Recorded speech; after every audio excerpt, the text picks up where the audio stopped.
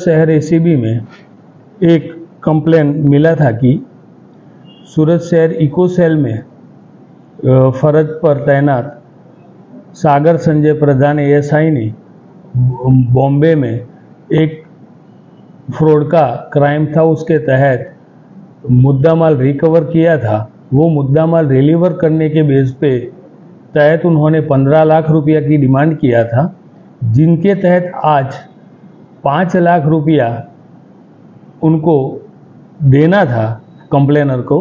तो आज उन्होंने अपने भाई उत्सव संजय प्रधान को वो 5 लाख रुपया लेने भेजा और वो रेड हैंड लेते हुए पकड़े गए हैं। और जो सागर संजय प्रधान है उनकी तफ्तीश जारी है। सर, मुद्दामाल में क्या चीजें थी? मुद्दामाल में लैपटॉप था, डायमंड थे, ऐसी चीज़ें थी जो एक कंप्लेनर की थी। उनको रिलीव करने के तहत उन्होंने ये पैसे की डिमांड किया था। सर, आरोपी नंबर 1 पे क्या खुलासा है?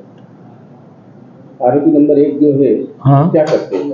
आरोपी नंबर 1 इको सेल सूरत सिटी में असिस्टेंट सब इंस्पेक्टर के ओहदे पे वो 2020 से ड्यूटी कर रहे हैं।